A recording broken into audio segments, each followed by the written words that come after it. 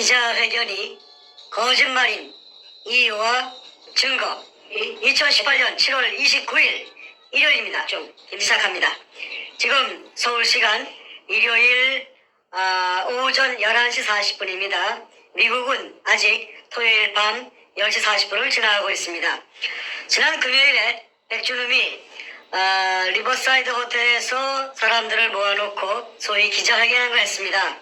그 내용 뭐 워낙 길기도 하고 워낙 유치하기도 하고 거짓말 투성이어서 보다 말다 했는데, 자, 우리 정충래 선생님께서 그 회견 장면을 일단 본인은 당사자이기 때문에 열심히 보셨습니다. 보셨고 그 내용이 워낙 거짓말이 많아서 무엇이 왜 거짓말인지 그 이유를 설명해 주시고, 또 이게 말로만 하면은 네 말이 옳리 내 말이 옳리 하는 것이 되기 때문에 아주 명백한 애도박도 못하는 그 문서화된 증거를 보여드리면서 그 증거를 제시하는 이유 제시를 하도록 하겠습니다. 안녕하세요, 선생님. 예, 안녕하십니까. 건강 어떠십니까? 예, 괜찮습니다. 혈색이 매일매일 좋아지십니다. 예, 고맙습니다. 예. 자, 일단은 그 여러 가지 말씀해 주시겠지만은 그 초기 단계에서 세 가지 증거를 명시하실 것입니다. 첫 번째는 문현동 땅은 왜 샀나 그 말씀해 줄 거예요. 나의 땅 밑에 아무것도 없다 그러면은 시가의 뭐 3배? 예. 3배를 주고 땅 살 이유가 없는데 그 땅을 왜 샀는지 이유를 갖다 조목조목 따져보면은 백준의 말이 거짓말인 것을 밝힐 수가 있습니다. 두 번째는 백주름의 그 글이 신문에 연재된 적이 있었는데, 그 뭡니까, 스포츠 소재라는 신문에 무려 71회나 연재물을 실었습니다. 2002년 8월경부터 실기 시작했는데 연재물의 제목은 보물을 쫓는 사람들 하는 제목으로 백준은 본인이 기고한 글이고, 그 글 내용 보면은 일제 어뢰공장의 실체를 확인시켜줍니다. 백준은 좀 약간 좀 전응아인 것 같아요. 본인의 증거를 수없이 만들어 놓고도 거짓말하고 우기는, 이거 좀 약간 좀 그 IQ가 좀 의심이 됩니다. 세 번째, 탁종수라는 사람이 등장하죠. 그 탁종수가 자필로 쓰고 확인을 한 도굴 확인서를 보여주실 것입니다. 그 외에 수많은 결정적인 증거들을 공개하겠습니다. 온 국민 앞에 백주름의 거짓말을 파헤치겠습니다. 자, 정 선생님. 예. 자, 편하게 말씀해 주십시오. 예, 예. 네. 안녕하십니까. 6월 1일부터서 오늘 7월 28일까지의 사이에 약 20여 차례 금도구를 폭로하는 방송을 내보냈습니다.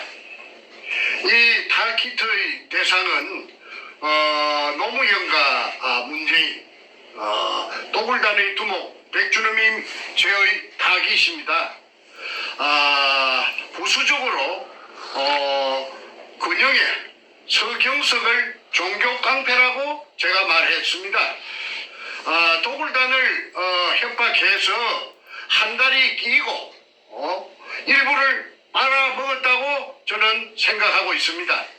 그러나 이런 무서운 사실을 폭로하였음에도 아무 반응이 없다는 사실은 금도굴이 진실이기 때문에 항변의 말을 못하고 있다고 봅니다.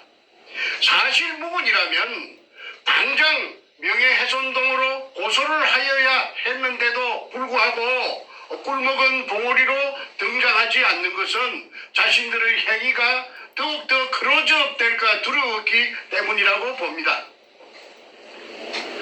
이러던 중에 도굴단의 두목 사이코패스 백준음이 리버사이드 호텔 대연회장에서 반박 기자회견을 했습니다. 자기네들이 도둑놈이 아니라는 것이죠. 얼마나 돈이 많길래 특급 호텔 대연회장입니까? 이것 하나만 봐도 별 볼 일 없던 그들이 돈이 많이 죄여 있다는 상황을 짐작할 수가 있습니다. 백준음의 우편에는 좌편에는 소도둑놈처럼 생긴 인상이 아주 소도둑놈 같은 그 김성태란 인간이 앉아 있고, 또 다급해 해병대 출신의 탁종수, 그 다음에 도굴 2번 두 번째 도굴범 금도굴의 다이버 대장 최상훈 등이 왼쪽 끝에 앉아있죠. 거짓말 향연을 펼쳤습니다. 참으로 간이 배밖에 나온 큰 도둑놈들의 뻔뻔한 모습이 아닐 수 없습니다. 20여 차례의 폭로 방송으로 압박이 오니까 압박 받은 것 같아요. 그래서 다급해지니까 발악을 하는 것 같습니다. 그만큼 위기 의식을 느끼고 있다고 해석합니다. 하기야 대통령을 둘이나 등에 업은 전대미문의 범죄단들이니 말할 나이가 없습니다. 이 세상에 어떤 도둑놈이 기자회견을 하여서 자신들의 금도둑질을 순순히 시인할 일은 만무합니다. 오늘은 이들이 얼마나 교활한 거짓말로 문자를 써서 교은영색 했는지 짚어보겠습니다. 그러니까 이들의 공통된 핵심은 자기네들이 문현동 1219-1번지에 제갑한 수직구 아래에 16m 아래에 수평굴이 죽어도 일본 의뢰공장의 한 가닥이 아니고 박수웅이 실패한 굴로서 제가 거짓말을 해가 사기쳤다는 것이 처음부터서 끝까지 교활한 거짓말입니다. 이래가지고 제 인생 16년이 몽창 날아가 버렸어요. 그래서 이제 지금부터 그들의 거짓말이 얼마나 교활한지 증거를 하나하나 제가 밝히도록 하겠습니다. 먼저 백준엄, 김성태, 그 다음에 탁종수가 거기에 나와가지고 내가 가만히 보니까 안절부절해요. 그거는 바로 이 종이 때문에 그렇습니다. 자신이 써놓은 이 종이 확인서, 이 탁종수 제일 밑에 있죠. 이름이 있고 주민등록번호가 있습니다. 그리고 지장이 있습니다. 이거는 감정해보면 당장 알 수가 있습니다. 오리발을 낼 수가 없는 것입니다. 내용을 읽어주시죠. 본인 탁종수는 2002년 5월 중순경 평소 알고 지내던 백준엄으로부터 부산시 문현동 소재 일제 지하 의뢰 공장에 금이 가득 찼다고 하여 투자를 요청하기에 일금 5천만 원 정을 백준엄에게 투자하고 그 후 현장에 여러 번 가서 지하 물속에 잠긴 굴속을 확인하였고 바로 열고 비디오 테이프 포함 그 뒤 6, 7, 8월 말까지 도굴 작업을 한 사실을 알고 있습니다. 그 당시 본인은 김홍랑 남편 이름으로 문현동 땅을 매입하여 모든 게 순조롭고 합법적인 절차를 거친 줄 알았다. 그러나 그 뒤 백준엄은 본인에게 형님 모든 게 시간이 가면 고생 끝이니 죽지 마시고 기다리시기만 하면 내 인생 책임지겠다고 하여 이날까지 기다리고 있었던 사실입니다. 본인은 백준엄이가 그 당시 금을 도굴하여 숨긴 것으로 확신합니다. 이유는 백준엄이가 100%로 금이 있다고 하여 믿고 투자했던 것입니다. 2004년 9월 14일 탁종수 480810-1010711 추가문 본인이 처음 투자를 할 때 문현동 지하 동굴내를 촬영한 비디오 테이프도 보았고 그 당시 테이프상에는 일본군이 쓰던 마대 자루가 차곡차곡 빼곡히 있었기에 본인은 그 속에 들어있는 것이 금이라는 백준엄이 말을 액면 그대로 믿었던 사실입니다. 이에 확인서를 첨부합니다. 2004년 9월 14일 탁종수 지장을 딱 찍어놨습니다. 지장이. 이 지장 감정하면은 박종수 필적 감정하면은 이거는 박종수가 썼는지 사실 여부를 알 수 있습니다. 2004년 9월 14일입니다. 그 다음에 2002년 3월 2일 날 제가 수직구를 뚫어놓고 4월 5일 날 배신이 일어났다는 것을 제가 알았습니다. 김성태와 백준엄이 배신을 일으켰다는 사실을 제가 알게 되었지요. 그런데 2002년 배신이 일어났으면은 자기네들 주장대로 할 것 같으면은 사기당했다고 지하 수평구리 박정희 대통령 이발사 박숭이 실패한 굴로 정충재가 사기쳤다고 할 것 같으면은 걸어서 끝입니다. 그 현장에 갈 필요도 없고 땅을 살 이유도 없습니다. 그런데 이 사람들이 땅을 샀어요. 땅을 살 돈이 없으니까 그 광주 전라남도 광주시 서구 지평동에 있는 김홍랑이라는 여자를 찾아가서 땅을 사게 만듭니다. 그래서 김홍랑이라는 여자와 그녀의 남편 공무원, 그 당시에 공무원 전남도청 새마을가장 박민수라는 사람이 부산 문현동에 와서 수직구 속에 카메라를 찍는 로봇을 내려보내가지고 금포대, 일본식 한자 이등충이 찍혀있는 금포대가 재어 있는 것을 제3, 제4 확인하고 그 땅을 삽니다.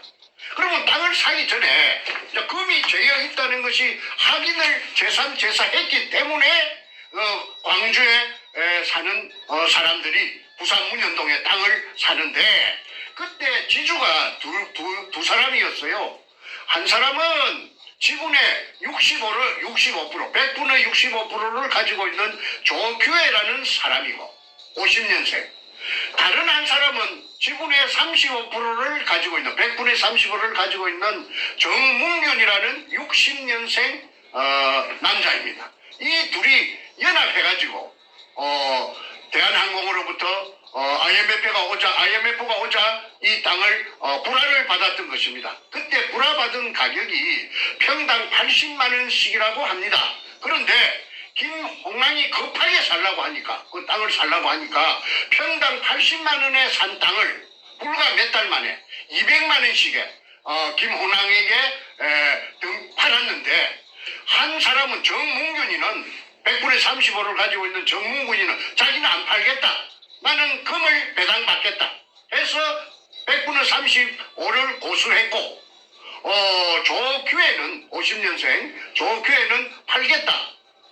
그런데 지분 6.5%는 그렇게 제가 10%를 줬죠. 그 땅을 사용한 대가로서 금이 나오면은 일화를 줬습니다. 그걸 이제 그대로 변하지 않고 정문균이는 3.5%를 그대로 금 지분 3.5%를 고수했고 그 다음에 조규혜는 자기가 가진 땅 비율대로 가진 6.5%를 중에서 5%는 땅을 사가지고 새로 들어온 여자 김홍랑에게 5%는 양도하고 나머지 1%는 자기가 조규혜가 계속 지분을 고수하는 것이 요 또굴단의 금갈라 묵은 서류에 나타납니다. 한번 확인해 보겠습니다. 정문균 여기 있습니다. 정문균 이거 딱 비춰주세요. 정문균 3.5%. 잠깐만요. 문균 그 지장 초점에서 찍어서 안 맞. 잠깐만요. 초점에서 안 맞는데. 그 3.5%가 잘 안 보일 거예요. 지장을 찍어놔서. 네, 저 정문균 보입니다. 네, 좀 흐리지만 보이고 네, 정문균 그다음에 60년생, 60년 7월생 조규혜. 3.5% 있고 조규혜 조규혜 50년 5월생 1.5%. 1.5%. 6.5에서 5를 갖다 김홍랑이 줬어요. 네, 조규호. 김홍랑이 5%입니다. 나왔습니까? 네, 나왔습니다. 김홍랑 5% 맞죠? 예. 그래서 이제 1219-1번지에 100분의 65의 지분을 중에서 6.5%의 금독을 지분 중에서 5%를 김홍랑이 받고 들어왔습니다. 그러니까 조교회는 1.5%를 남겨놨습니다. 그래서 그때 땅을 그 100분의 65를 살 적에 백준원과 김홍랑 간에 공정 계약을 했습니다. 그 계약서를 제가 지금 공개하겠습니다. 제가 일단은 한번 읽어보고 비사한테 드리도록 하겠습니다. 계약서 각 성명 김홍랑 주민등록번호 5301222-2929410 주소 광주광역시 서구 지평동 1171-4 금호 쌍용 아파트 208동 1504호 을 백준원 주민등록번호 5801-1046-711 주소 서울특별시 중구 해연동 1가 147-23 여기가 저 남산 아파트입니다. 해연동 우리가 케이블카 타는 오래된 아파트 제가 있다고 말씀드렸죠. 지금은 이제 물론 좋은데 가서 이사 가서 삐까번쩍 살겠지만은 그때는 요 행편없는데 요 살았던 주소가 있습니다. 남산 아파트 615호 상기 2는 부동산 가로 열고 부산광역시 남구 문현사동 1219-1 및 5필지 등 토지 553평 1827제곱미터에 대한 토지 소유자와 한시 사용권자의 쌍방협약에 대한 계약임 제1조 토지 양도의 권리 토지의 소유자는 김홍랑 이하 갑이라 함이며 이는 백준원 이하 을이라 함의 희망적인 정보에 의해 갑이 판단한 바 그 실질적인 토지의 미래성 및 기타 사항에 있어 가능성을 실사하여 타진하고 매입했으며 이제 금이 있는 걸 알았다 이 말입니다. 의뢰공장이라는 걸 확인했다는 것이죠. 이에 갑은 한시적인 토지의 사용 권리를 오직 을에게만 제공한다. 금독을 하도록 을에게 백준음이에게 금독을 하도록 자기가 산 땅을 제공한다. 제2조 의무 을은 갑의 소유 토지를 매장물 발굴 및 발견 및 발굴 목적 외에 매장물 발견 및 발굴 목적 외에 그러니까 매장물이 목적입니다. 타인에게 임대하거나 기타 행위를 할 수가 없다. 제3조 계약 준수사항 갑이 토지를 계약 후 3개월 2002년 4월 29일부터 7월 28일 이내에 그러니까 산 날짜가 4월 29일 날 계약금을 주고 샀는데 7월 28일까지 3달 안에 갑의 투자금 토지 구입비 가로 열고를 2배로 산정하여 2배 법절로 3달 만에 땅값을 2배로 뻥튀기 해갖고 산정하여 을이 갑에게 지급하면 백준음이 김홍랑에게 지급하면 김홍랑은 지급 당일 무조건 백준음에게 을에게 갑의 토지를 양도하여야 하고 곱절로 상값을 곱절로 받고 3달 만에 곱절을 주면은 무조건 양도하여야 하고 백준음 앞으로 만약 을이 약정 기일에 약속을 이행하지 못했을 시 돈을 곱절로 주지 못했을 때는 김홍랑은 토지의 소유권을 을에게 양도할 의무를 갖지 않는다. 돈을 안 줬으니까 당연하지요. 단 갑이 기존 토지 주인 조규혜와 아까 50년생 남자 땅 주인 조규혜와 계약한 계약서 내의 토지 금액과 각종 세금 및 기타를 포함하여 을이 갑에게 지급한다. 부대 비용을 소모된 비용을 백준음이 모두 김홍랑에게 보전을 해준다.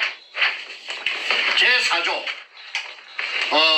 토지의 형질 변경 을은 백준음은 갑이 김홍랑이 소유한 토지에 매장물 발굴 작업을 위한 통로 및 발굴을 위한 필요한 기자재 등의 필요성에 의해 김홍랑에게 토지 사용 승낙을 받았으며 추후 출입구를 넓히거나 하는 등 기타 작업을 위해 일시적으로 토지를 형질 변경할 때 답의 동의를 받지 않고 진행할 수 없으며, 그러니까 땅 주인이 저 김홍랑이니까 김홍랑의 동의를 받지 않고 할 수 없으며, 발굴 공사가 완료되면, 발굴 그 공사라는 것은 도굴 공사, 금도굴 완료되면 을이 원상복구를 시켜야 한다. 백주놈이 원상복구를 시켜야 한다. 위에 투자되는 복구비는 백주놈의 부담으로 한다. 을의 부담으로 한다.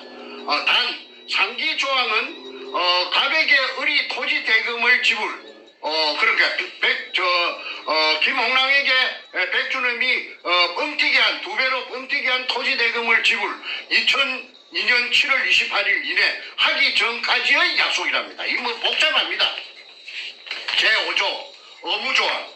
을은 갑에게, 백주놈은 김홍랑에게 기존 토지주들이 토지를 을의 작업에 방해가 되지 않는 범위 내에서 임대 사용함에 있어 월 265만 원의 토지 사용료를 수령 전달해줄 의무를 가진다. 단 매장물 발굴이, 매장물이라는 거는 땅 밑에 있는 거 아닙니까? 발굴이 본격화돼요. 35%의 토지주 및 임대자들이, 그 이제 정문준이를 말하는 것 같아요. 60년생 35% 지분이 있으니까 토지주 및 임대자들이 철수할 시에는 그 책임을 지지 않는다. 제6조 특약조항. 김홍랑은 계약 기간 동안 백주놈 을의 사전 동의 없이 토지를 제3자에게 매각이나 설정 및 기타 등 을의 발굴 사업에 도굴 사업, 발굴 사업이 이제 도굴 사업입니다. 발굴 사업이라는 것은 그 가로 열고 도굴 사업이나 마찬가지죠. 지장을 줄 수 있는 행위를 절대 할 수 없다. 그러니까 도굴 하는데 그 땅 주인이라고 방해하면은 안 된다. 단 상기 조항은 김홍랑에게 백주놈이 토지 대금을 지불하기 전까지의 약속입니다. 또 못을 쳐놨습니다.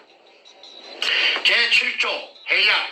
본 계약은 갑과 을이 서면 합의 후 공정에 의해 해약할 수 있으며 한쪽의 일방적인 해약은 불가하다. 제8조 발굴회사의 주식 지급. 갑은, 발굴회사는 이거 도굴회사입니다. 포세이돈 살베지라고 5월 13일 날, 2002년 5월 13일 날 남포동 그 피닉스 호텔에서 잔당 발긴 대겸 1회 주주총회를 했다는 것을 엊그제 말씀드렸죠. 그걸 말하는 것 같습니다. 갑은 을이 행하는 모든 영리 행위에 관한 동등한 자격을 갖춘 자로서, 그러니까 김홍랑은 백주놈이 행하는 모든 그 도굴의 이익을 보는 행위에 관한 동등한 자격을 갖춘 자. 그러니까 도굴이 공범이 되는 거죠. 을의 총괄 이익에, 백주놈의 총괄 이익의 5%를 보장받는 조건으로, 아까 도굴단 그 지장 찍어 먹는 그 배분 김홍랑 이름으로 5%대가 있는 거 확인하셨습니다. 5%를 보장받는, 100%를 보장받는 조건으로 을의 회사, 백주놈의 회사, 주 포세이돈 살베이지 바로 열고 인양 및 발굴회사, 발굴회사가 도굴회사입니다. 도굴을 목적으로 한 회사입니다. 주식 5%를 지급받고 등기 이사로 정식 등재한다. 그러니까 도굴단에 정식으로 가입한다. 제9조 을의 권리행사. 을은, 백주놈은 갑이 김홍랑의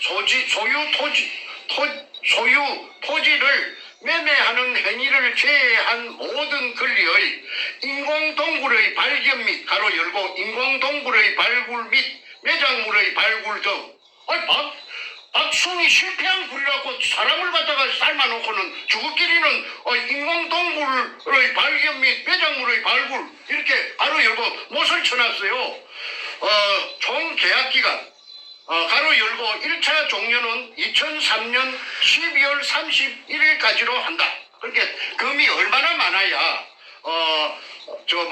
다음 해에 2003년 때 발견한 해가 2002년 3월 1일이니까 다음 1년 넘어가갖고 다음 해 연말까지 동안에 독을 하겠다고 하니까 그 겁이 얼마나 많았는지 상상이 됩니다. 정부 및 제3자 등에게 정부가 나오네요. 상기 권리를 행사할 수 있다. 정부가 나옵니다. 상기 조항은 갑이 을에게 토지 대금을 지불 바로 여고 2002년 7월 28일 따블로 꽃배기로 주기 전까지의 약속임. 제10조 발굴회사 지분 대금 을은 갑과 계약 후 백주름은 김홍란과 계약 후 열흘 이내에 주 포세이돈 살베이지는 아까 말씀드렸습니다. 남포동 피닉스 호텔에서 5월 13일 날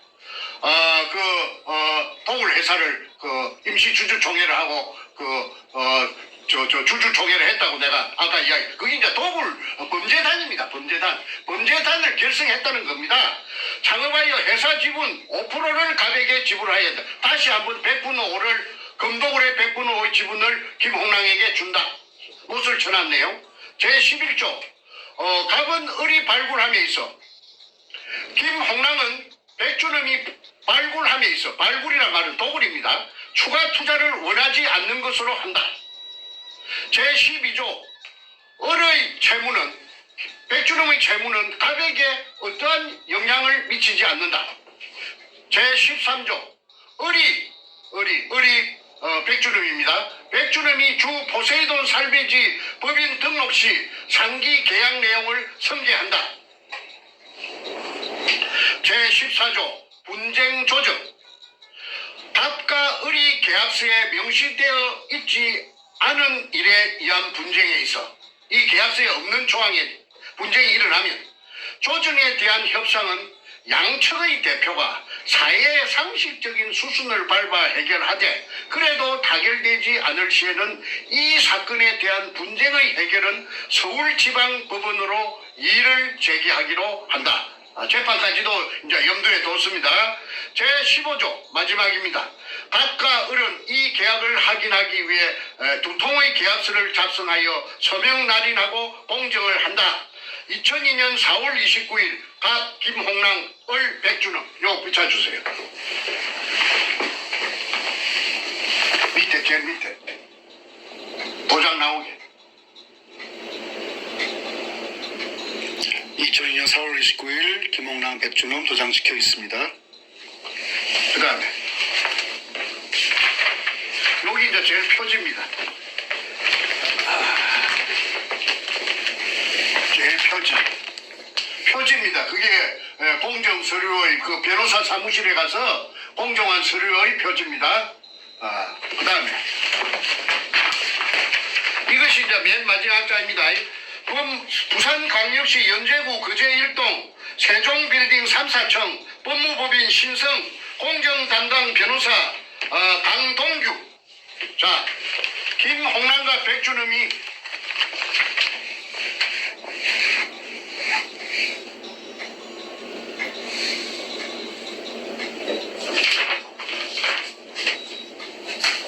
네, 됐습니다. 예, 이렇게 되어서 포세이돈 살베이지라는 도굴 회사를 만들고 저에게 제가 사기꾼이라고 그 한 사람들이 전부 다 그 도굴단의 그 멤버가 되었고 도굴 공범이 되었고 이제 다시 그 땅 주인 그 조규회 정문균이 그 합류하고 그 다음에 광주의 여자 기공사 이 기공사가 청와대에 그 김대중 청와대의 부인인 그 이희호 전속 기공사라고 그런 소문이 다다했습니다. 그런데 이제 이렇게 땅을 사놓고 이제 본격적인 이제 도굴이 진행되었죠. 그래서 이제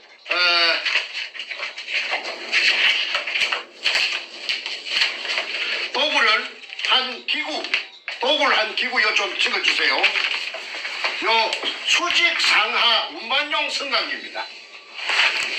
이걸 이제 그 우인지 시설을 해가지고 컨테이너 위에다가 천장에다가 이제 쇠막대를 용접을 해가지고 그게 우인지 시설을 해가지고 전기를 이어가지고 그 방금 그 기구를 가지고 그 금포대를 이동충이라는 금포대를 밤 새벽 3시까지 끄자고 올렸답니다.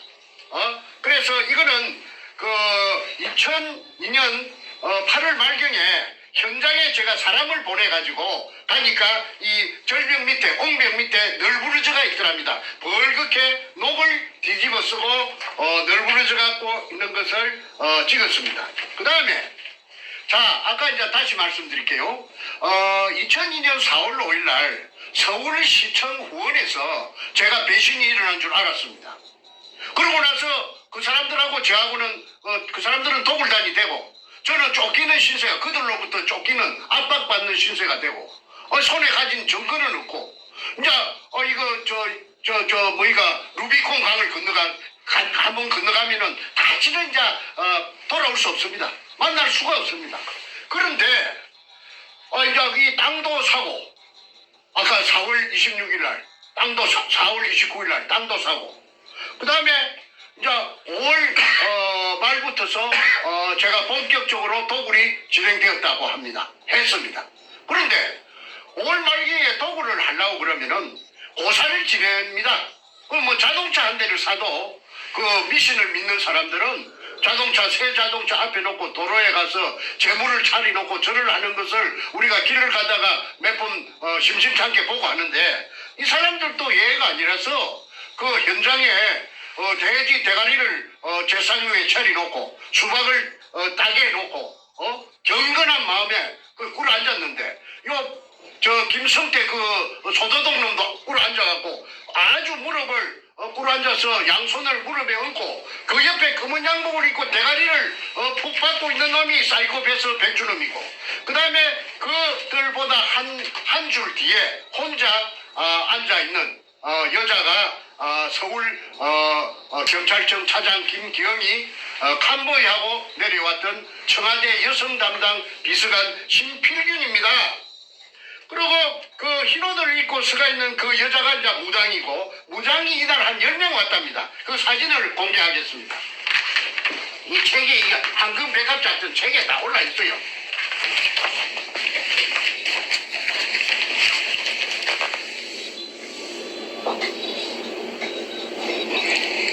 (2002년 5월 28일) 문현동 발굴 성공을 비는 고사 장면 책 143페이지에 나와 있습니다. 황금 백합 작전. 자, 그 다음에 어,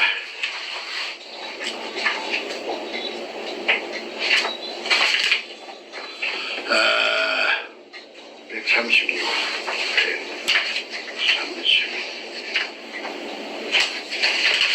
이 구멍을 제가 뚫은 구멍입니다. 이게 직경 60cm로 지하 안반층 16m를 뚫었는데 지하 4m부터서 물입니다. 그 물이 보입니다. 규격화된 KS 사다리 철물점에 파는 거 2m짜리 2개를 연결해야 그 수면에 도달합니다. 그래서 4m 밑에 붙어서 물입니다. 12m를 내려가야 수평물의 천정이 나옵니다.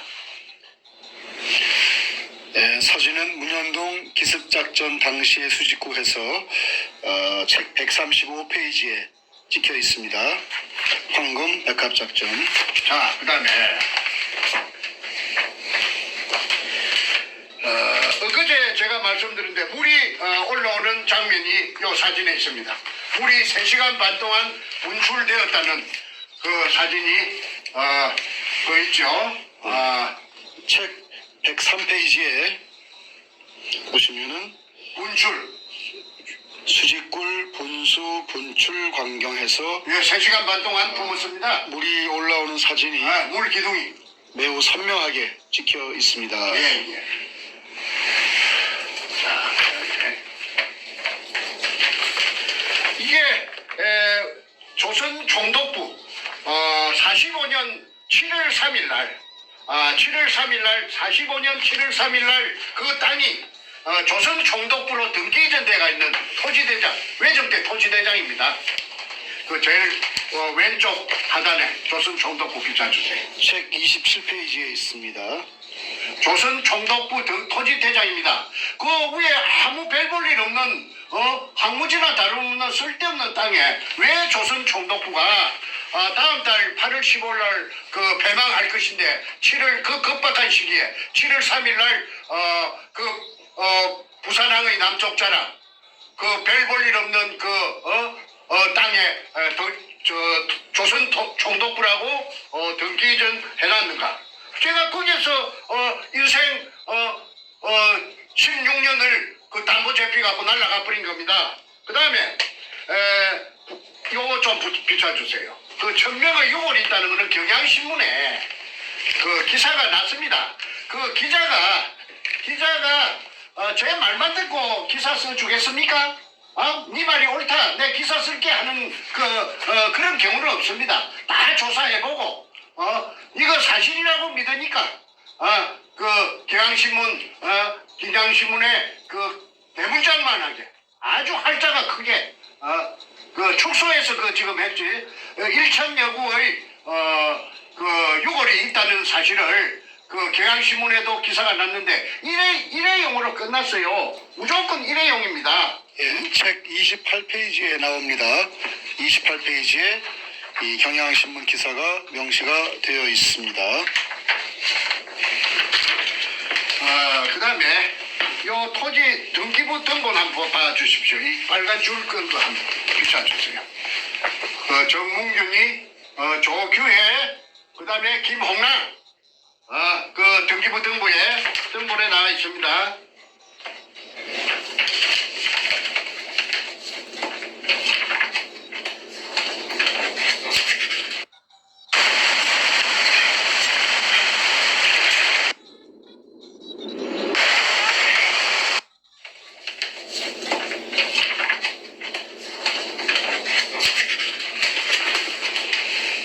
내용 좀 읽어주시죠.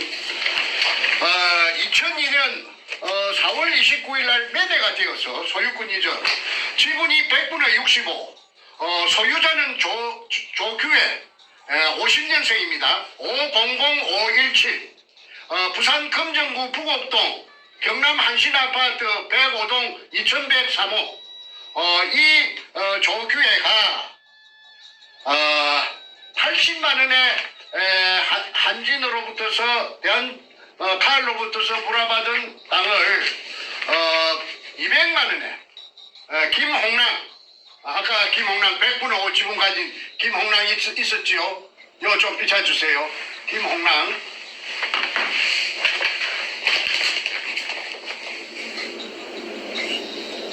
광주 서구 지평동 금호 아파트에 사는 여자 김홍랑에게 100분의 65를 200만원씩에 팔았고 그 다음에 정문규라는 60년생 이놈은 도굴의 금에 대해서 전설처럼 내려오는 금에 대해서 욕심이 발동했기 때문에 팔지 않고 금 지분을 이익 배당을 받겠다 해서 35%를 보수하고 이렇게 이제 포세이돈 살베이지라는 회사가 되었습니다.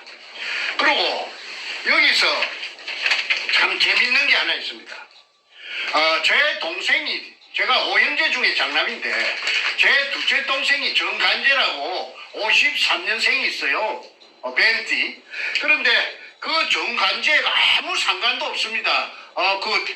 운현동 땅하고 아무 상관도 없고 금동을하고 아무 상관도 없는 정간재를 끌어들여 가지고 정간재를 꼬시기 위해서 지불각서를 써줍니다. 아마 경찰이 없었으니까 앞으로 주겠다는 약속으로서 김성태가 자필로서 써준 지불각서가 저에게 있습니다. 그러니까 이게 정간재에게 맨 밑에 정간재에게 일금 1,000만 원을 일금 1,000만 원. 그런데 김성태도 금융불량자고 정간재도 금융불량자인데 금융불량자 둘이끼리 신용불량자 둘이끼리 1,000만 원을 주겠다고 지불각서를 써줍니다. 제가 읽어드리겠습니다. 지불각서 일금 1천만 원. 위 금액을 주 포세이돈 살베지에 본인 지분이 매각되면 지불할 것을 각서함. 단 회사의 이게 뭐라 쓴가요? 발전과 본인의 업무와 체면에 협조하는 조건임. 2002년 5월 24일 김성태조에게 그리고 이제 책에는 가명으로 해야 되기 때문에 김성준으로 되어 있습니다만은 책 138페이지에 나와 있습니다. 그 자필입니다. 김성태.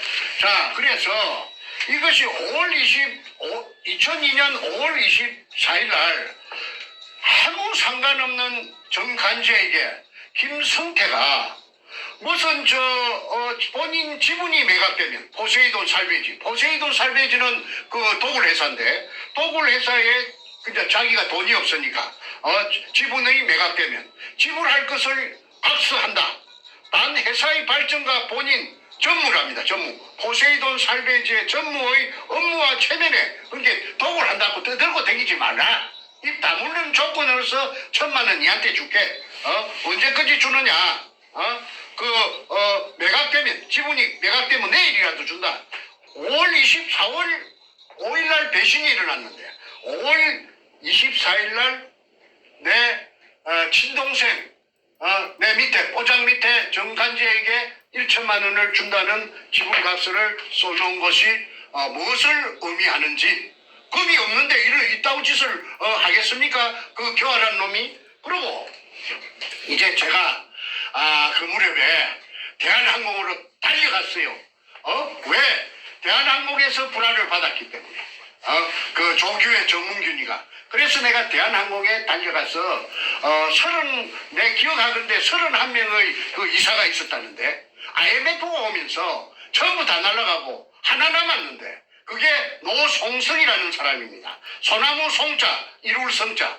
이분이 그 상무를 했는데 관제 및 시설 담당입니다. 그러니까 기술직이지요. 기술직인데 저하고 이야기를 해보니까 다 알아듣더라고요. 내가 그 땅 문현동이란 말은 내가 안 했는데 그래서 이제 계약을 할 뻔하다가 대한항공하고 할 뻔하다가 그 홍콩 그 다음날 계약하자는 그 약속날에 홍콩 비행장에서 칼 하물기가 추락하는 바람에 그래서 그 무산이 된 적이 있습니다. 그랬기 때문에 노송성이라는 그 상무가 그 문현동인 줄은 모르고 그 어딘가에 있을 그 지하 의뢰공장에 대해서 세세하게 입력이 돼가 있는 상태니까 내가 그 사람을 찾아가서 자 지금 부산 문현동 갔습니다. 문현동의 의뢰공장이다. 그 사람이 놀랬지요. 그래서 그 도굴이 일어나고 있는 과정을 설명하니까 그분이 야 그러면 좋다. 이거 어마어마한 일인데 우리가 그 땅을 갖다가 다시 매입할 수가 있다. 우리가 다시 그 금이 나왔다면 우리 땅을 다시 매입해야 될 거 아니냐. 그 대신 조건이 하나 있다. 그 정 선생이 봤다는 그 수직구 밑에 그 일본 글자가 찍힌 항토색 마다리 포대가 그 속에 금이 든 것이 가득 찼다니까 그 사진 한 장만 찍어 온나. 그 한 장만 찍어 오면은 그래야 내가 회장한테 양호 회장한테 보고를 할 때 당신 뭘 믿고 그래요? 하면 그 사진을 청내에 보여야 일사천리로 될 거 아니냐. 그래서 이제 제가 알았다 하고는 사진을 이제 찍기로 결심하고 수중 촬영을 전문적으로 하는 회사를 하나 찾아내가지고 경기도 일산에서 그래가지고 1톤짜리 추력에 자체 발전기가 있고 자동 카메라가 다 있는 그 차가 부산으로 현장에서 그 거창기업 그 앞에서 12시에 자정에 만나기로 했습니다. 그리고 왔더라고요. 그래서 이제 사전에 준비한 고압가스 절단기로 형식적으로 걸어놓은 그 대문에 그때부터 그놈들이 대문에 걸어놨습니다. 잠가놨습니다. 그걸 그만 끼래는데 시간이 걸리니까 그만 고압 절단기로 가지고 절단하고 안에 들어갔습니다. 그때 한 30명의 청장년을 전부 태권도 유단자들인데 고수들인데 제가 동원해가지고 누구든지 방해 세력이 경찰은 말고 나타나면은 전부 대가리를 쪼개버리라. 내가 책임지겠다. 도굴단이 나타날 거니까 일전을 불사하고 전쟁을 불사하고 그게 들어갔습니다. 그래서 그 컨테이너 덮어 씌워놓은 컨테이너도 그냥 문이 잠겨가 있으니까 소불할 만한 그 자물통을 채워놨더라고. 그래서 그것도 고압가스불로 그만 찌찌찌 찢어가지고 문짝을 파쇄해서 드러내고 그 들어갔더니 아니 그게 완전히 그 수직구 뚜껑을 1cm 간격으로 보드나트로 쫙 쪼아놓고 그 벽에는 잠수옷이 그 고무 잠수옷 검은 고무로 만든 잠수옷이 물이 덜 말라가고 전기불에 번쩍번쩍 하더라고요. 그걸 그 도굴단의 일원으로 그게 따라갔던 제 동생 정간제가 100분의 1로 받고 따라갔는데 그 같이 갔던 산청에 정재호라는 정간제 친구가 있습니다. 학벌이 시골에서 초등학교 나왔는데 이 사람이 자동차 고치는 기술자입니다. 근데 이 사람이 정간제하고 친구다 보니까 친구 따라 강남 간다고 그 부산 문현동에 도굴 현장에 같이 따라가서 종사를 한 적이 있습니다. 한 3달, 4달 동안 있었다고 하더라고요. 그래서 이 정재호가 이 도굴단에 폐행당하고 올라와가지고 그래가지고 얘가 희망이 뭐냐 하면은 자기가 어릴 때 꿈이 만화가가 되는 게 꿈이었대요. 그래서 만화를 많이 읽었는데 그림에 재주가 있는가 없는가는 몰라도 걔가 도굴단에 갔다 왔기 때문에 현장에 서너 달 있었기 때문에 그 현장의 상황을 그림으로 그려놓은 것을 제가 보여드리겠습니다. 이 좀 비춰주십시오.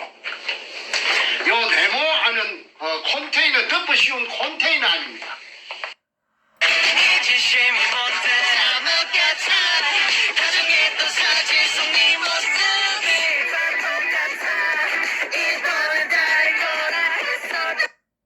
요 네모하는 컨테이너 덮어 씌운 컨테이너 아닙니다.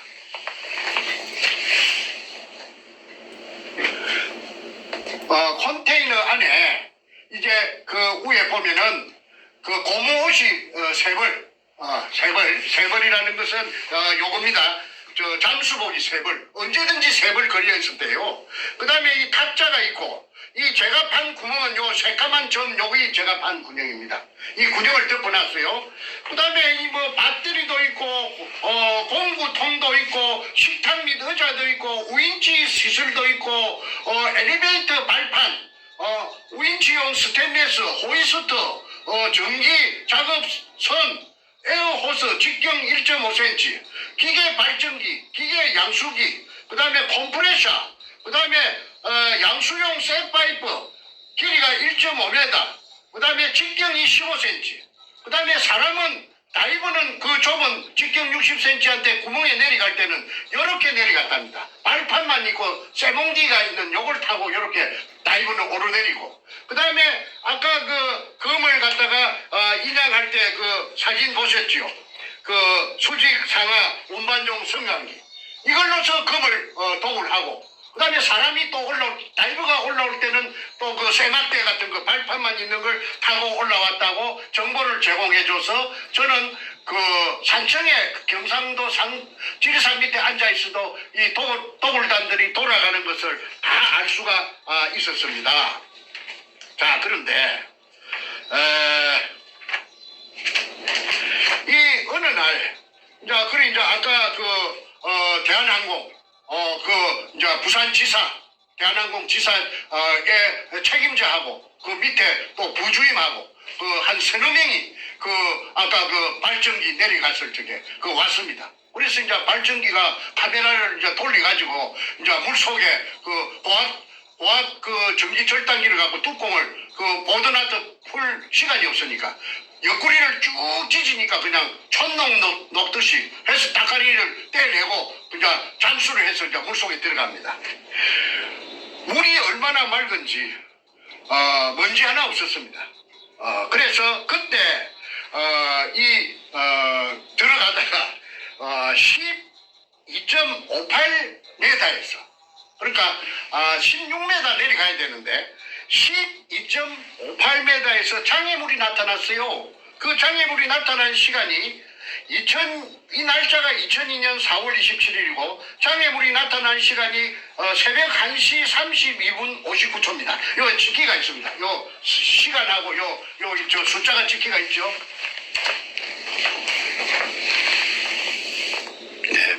책 136페이지에 나와 있습니다. 보면은 수직구속 수심 12.58m에서 정지된 촬영 화면 해가지고 숫자가 있는데 이게 숫자는 이게 020427 나와. 이게 날짜입니까? 내가 불러줄게. 불러주세요. 그게 이제 뭐냐면 설명해 아까 주세요. 네네. 2002년 4월 27일 위에 거는 날짜고 그 밑에 01은 새벽 1시 32분 59초에 12.58m에서 카메라가 삥 장애물 나타나니까 삥 돌아갖고 삐쳐갖고 낸 것이 아까 여기서 말한 직경 15cm 양수용 물로 퍼내는 양수용 쇠파이프 서로 그 돌려가 연결해가지고 쇠파이프 길이가 1.5m짜리 길이가 요게 세 개가 요게 나타나가지고 그날 촬영이 실패를 했습니다. 그러니까 이등충이라는 그 포대를 찍는 그 카메라도 못 내려오고 그 다음에 밤중에 절단하고 사람도 다이버도 못 내려오게 미리 이 쇠파이프 1.5m 길이의 쇠파이프 양수용 쇠파이프 직경 15cm짜리 세 개를 세 줄로 연결해가지고 이렇게 이 배터리가 장애물 설치를 해놨습니다. 자, 그 보여주실 때 이 초점을 얼굴에 맞췄기 때문에 카메라가 너무 앞으로 오면 안 보인답니다. 그러니까 그 보여주신 자료를 얼굴 옆에다 보여주시면 좋아요. 이쪽으로 얼굴 옆으로. 작가가 여러분 이제 초점이 맞습니다. 네, 좋습니다. 이걸 물속에 이 깊은 물속에 검도 없는데 돌만 있는데 한 주 소금 포대에 쓰레기만 있는데 실패한 굴인데 박숭이 실패한 굴인데 왜 그 보드나 들어가지고 철판을 해가지고 더블샷 집어넣고 바느질 하듯이 촘촘하게 집어넣고 그 다음에 그 잠수복 세 벌이 벽에 걸려가 있는데 물이 번쩍번쩍하며 전기에 반사돼가지고 그런 공구가 어지럽게 놓여 있었으며 그 다음에 이 장애물이 물속에 쇠통 세 개가 카메라도 못 들어오고 사람도 잠수부도 못 내려오게 설치가 되어 있는가. 그래서 이 장애물을 어떻게 끄잡아냈던가 내가 알아보니까 힘이 센 역발상 기계쇠라고 했습니다. 그 백주놈이 옆에 앉아있던 머리 뽀글뽀글한 그 소도동로 그 김성대 그놈이 보디빌딩을 해서 그 덩치도 크고 힘도 셉니다. 그놈이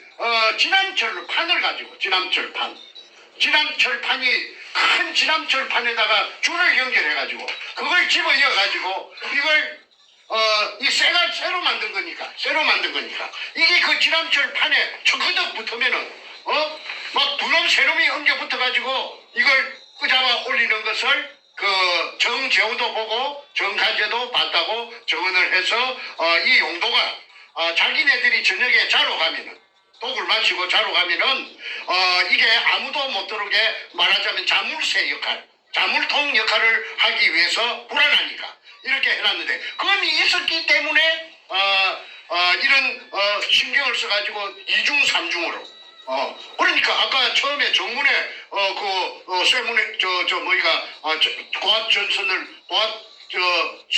가스 고압기로 절단했고 그 다음에 컨테이너 출입문 절단했고 그 다음에 세 번째 아까 수직구 위에 철판으로 집어놓은 거 오도나토 집어놓은 거 세 번째 그 다음에 네 번째 그러면 4중입니다. 1중, 2중, 3중, 4중 안전장치를 해놨습니다. 그래서 그날 그 이등충 포대만 그만 사진으로 찍었다 하면은 그만 게임이 세트됐을 건데 이 교활한 놈들이 그렇게 철저하게 해놨으니까 그걸 못 찍어서 그 대한항공하고의 그 관계가 끝이 날 수밖에 없었습니다. 항상 이런 식으로 그 해결될 듯 문 앞에 가서 그냥 다시 돌아서고. 그런데 제 혼자 힘은 없습니다. 개인의 힘은 미약합니다. 그러니까 제가 그놈들은 그 김홍란이라는 그 여자가 땅도 사주고 그 위에 또 투자한 사람들이 많지요. 그 투자한 사람들이 많으니까 돈의 힘으로 가지고 또 세력, 그 여럿이 힘으로 독을 단 있으니까. 그러니까 내가 아무리 날고 기는 재주를 가지고 있다고 해도 제가 인부족 세부족으로 당할 수밖에 없었습니다. 그러던 차에 재밌는 게 하나 제 손에 들어왔어요.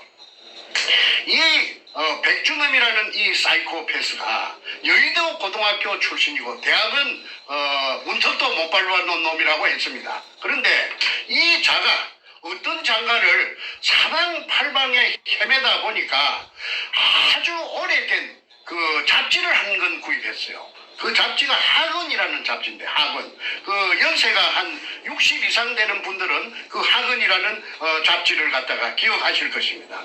그 학언에 그 고등학교 3학년 때 이 백준엄이라는 이 사이코패스가 그 63 빌딩, 63 빌딩 63층이란 말인데, 그 꼭대기에 올라가면은 밑에는 그 바람을 느끼지 못해도 그 꼭대기에 올라가면은 해오리 바람이 불 때도 있고 돌개 바람이 불 때도 있고 그 바람이 세차답니다. 저는 그거 못 올라가 봤어요. 그런데 이놈이 그 기구를 차고 새 날개 같은 거 이런 걸 지가 만들어 가지고 그 올라가서 뛰어내렸어요. 63층에서. 그래가지고 성공을 해서 새같이 날라다니는 새같이 무사히 그 땅바닥에 안착을 했기 때문에 그 표지 모델로서 백준엄이 나왔다는 것을 제가 알았어요. 그래서 이놈이 그 학원사에서는 이놈을 소개하기로 조인, 새조자, 조인, 새사랑. 그래서 이놈이 아주 가벼워요. 내가 들어가지고 시립 다리를 걸어가지고 그 방안으로 집어 던지니까 탁 날아갈 정도로 아주 가벼워요. 그 뱃속이 그 새처럼 비어있는 그런 인간 같다고 제가 표현하고 싶습니다.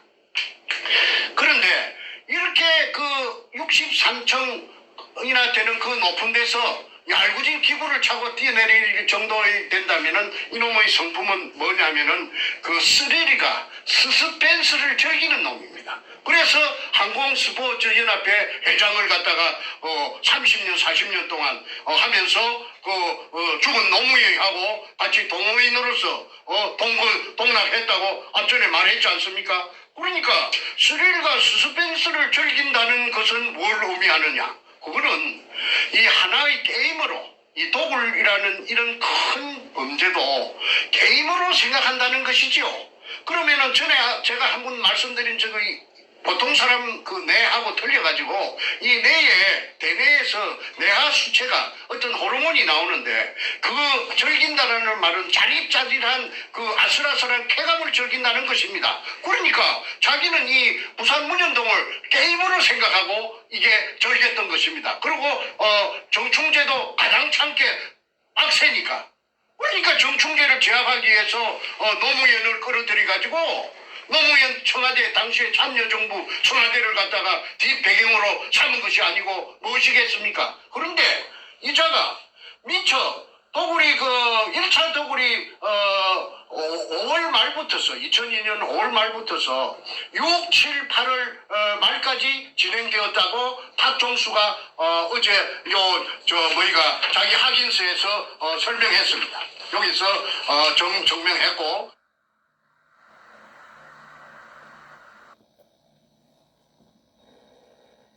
조선민주주의 인민공화국 수령이라고 하는 김정일이라고 하는 놈이 결제 책상에서 무언가 결제를 하고 있고, 그 옆에 그가 임명한 민주주의 인민민주주의 3.0 간첩 총독 문재인이가 부동자세로 서 있는 모습입니다.